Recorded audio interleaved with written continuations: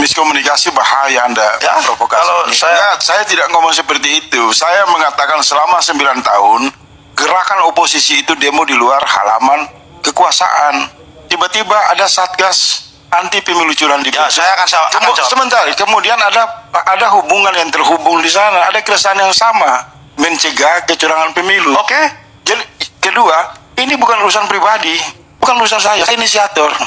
Saya salah satu yang menyambungkan tujuan negara yang diwakili oleh Satgas pemilu curang dengan kehendak rakyat. Dan ini tidak ada hubungan dengan 100 orang. Itu nama petisi 100. Ini gejolak keresahan yang nyata di depan mata Nusra. Makanya begini Pak ya, Pak Faisal. Jadi politisi jangan bangun kesiangan kemudian baca judul. Begini ya Pak Faisal ya, kalau memang mengatakan ada keresahan. Udahlah, saya udah baca Anda di media terlalu banyak menyimpang, mencari panggung. Nah, gini. Kalau kalau ada keresahan, mengatakan buktikan. Anda tanya saya, Satgas anti pemilu curang mengundang publik rakyat dan rakyat datang menyampaikan lewat saluran konstitusi. Silahkan. Anda bilang buat keonaran, menciptakan kegaduhan. Ya, makanya pikiran-pikiran itu harus dihentikan. Ini dialog rakyat dengan lembaga resmi. Ketiga semua partai politik bungkam, DPR bungkam, ada satu pejabat negara. Oke. Membuka pintu, menghormati rakyat, mendengar keluhan. Keluhan itu adalah pemakzulan, hal biasa saja, Mas. Ya makanya Di mana bikin huru hara? Kalau Pak Mahfud MD membuat Satgas anti kecurangan pemilu, silahkan Pak Mahfud. Anda ke sana, Anda sebagai bagian dari. Sebentar. Saya tadi jangan ngomong. Saya nggak bicara. Waktu Anda bicara, saya diam. Semalam saya sudah umumkan kepada partai politik dan pakar hukum. Kalau Anda anggota dewan merespon isu pemakzulan, saya perintahkan kalian yang digaji oleh rakyat bicarakan itu di gedung DPR, bukan tempat di ruang opini publik. Karena itu namanya premanisme politik. Karena Anda meminta kami melalui prosedur dan mekanisme, kami datang melalui prosedur dan mekanisme. Anda juga harus taat mekanisme. Rapat di DPR, kumpulkan Golkar, fraksi-fraksi. Apakah suara rakyat ini hanya Faisal Asegaf atau seluruh rakyat Indonesia?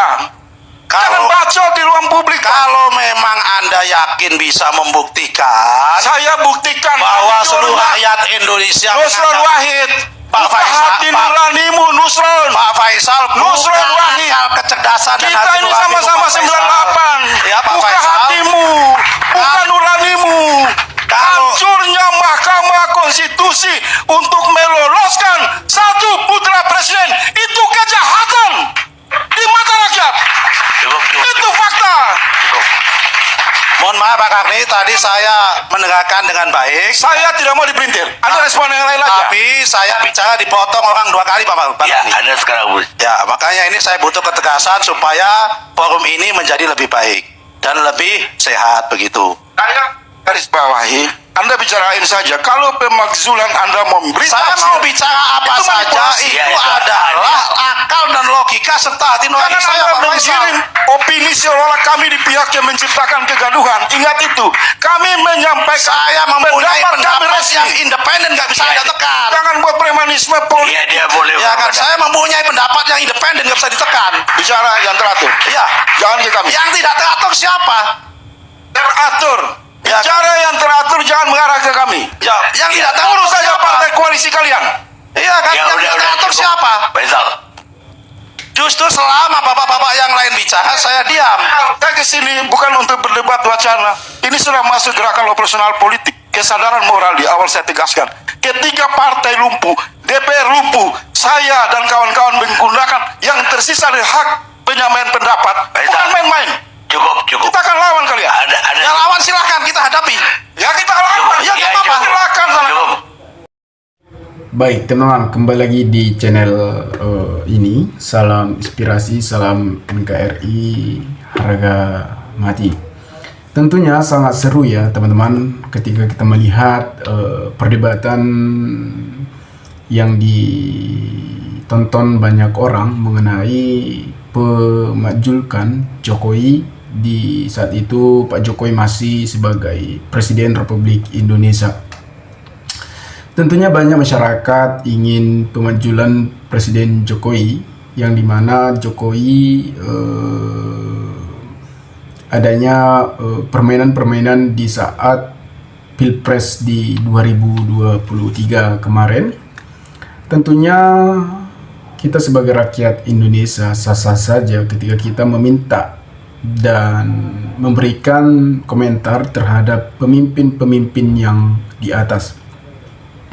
Sesuai apa yang dikatakan oleh Faisal tersebut, memang menurut saya sangat ada benarnya juga. Itu sesuai apa yang dikatakan oleh masyarakat.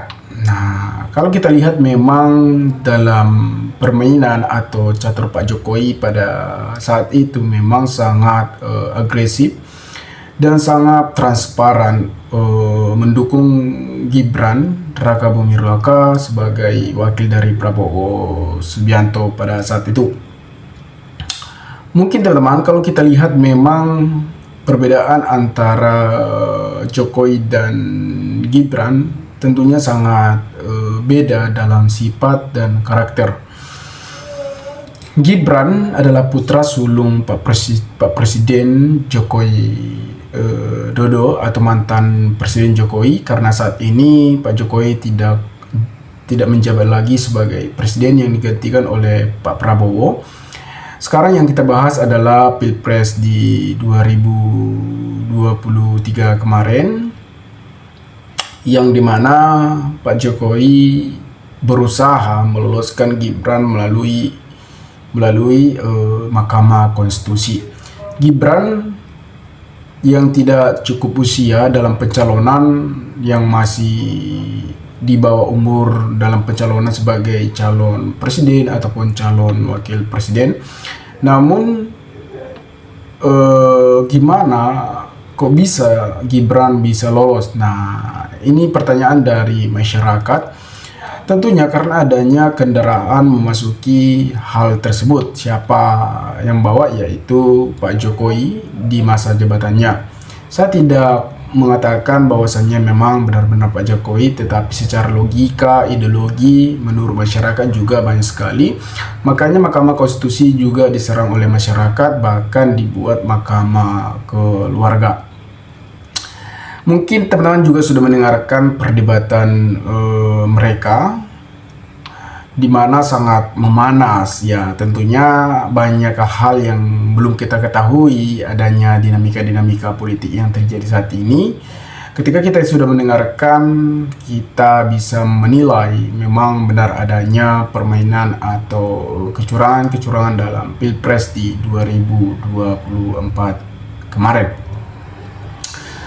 Teman-teman, saya harap kita sebagai rakyat Indonesia untuk kedepannya, apalagi sekarang adalah pemilihan gubernur serentak, maka pilihlah pemimpin yang benar-benar untuk mengambil masyarakat dan memikirkan rakyatnya dan mengembangkan atau memajukan salah satu kota. Nah, karena gubernur ini adalah orang yang benar bertanggung jawab dan benar-benar harus memiliki pendirian yang sangat tinggi untuk masyarakat. Teman-teman, kenapa banyak berusaha orang atau masyarakat ingin pemanjulan Jokowi? Ya, tentunya karena adanya ikut campurnya Pak Jokowi dalam pencalonan Gibran.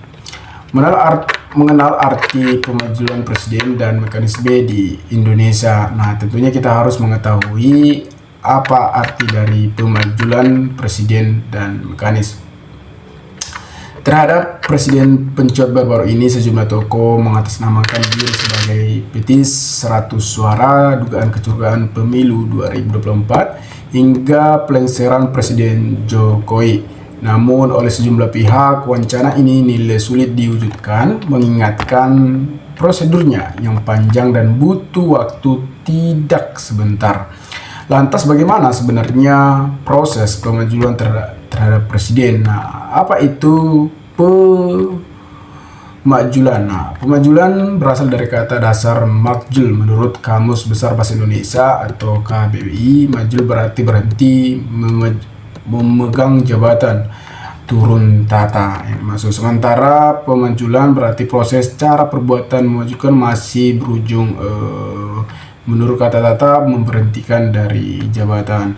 Dengan demikian, pemajulan terhadap presiden dapat diartikan sebagai proses memberhentikan presiden dari jabatannya. Dan banyak juga persyaratan-persyaratan atau proses pemajulan ini ya tidak cukup waktu yang sebentar, cukup waktu yang sangat lama. Jadi kita sebagai rakyat Indonesia jangan asal-asal menyampaikan untuk memajukan. Ya sah-sah saja karena ini adalah negara demokrasi. Wajar kalau kita sebagai rakyat Indonesia tidak merasa puas atau melihat situasi permainan-permainan dalam Pilpres di 2024 kemarin. Ya, saya sendiri juga pendukung Pak Presiden Jokowi dulunya, bahwasanya Pak Jokowi ini adalah orang yang benar-benar mengayomi masyarakat, karena kita bisa lihat bahwa kinerjanya sudah terbukti dalam 10 tahun ini.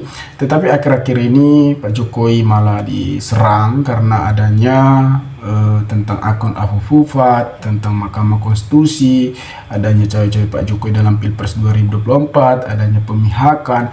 Banyak sekali ini akan menyerang terhadap kepribadian Pak Jokowi Dodo. Ya, banyak pro kontra terhadap sikap atau cawe-cawe Pak Presiden Jokowi atau mantan Presiden Jokowi.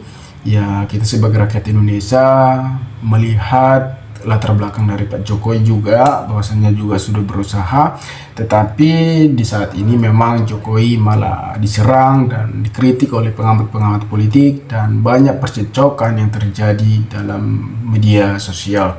Kita sebagai rakyat Indonesia jangan terlalu percaya dengan hal-hal di media sosial, karena adanya keributan mereka hanya mendebatkan secara logika atau pikiran mereka yang terjadi di Republik Indonesia ini, agar kita sebagai rakyat Indonesia mengetahui apa situasi politik yang terjadi saat ini. Nah, teman-teman, mungkin sekian yang bisa sampaikan. Mungkin juga teman-teman juga memahami apa yang mereka debatkan, apa yang mereka pembicarakan, maka simak dan berikanlah tanggapan teman-teman di kolom komentar agar kita bisa saling tukar pikiran satu antara lain. Salam inspirasi, salam NKRI, GR 2045 melaporkan.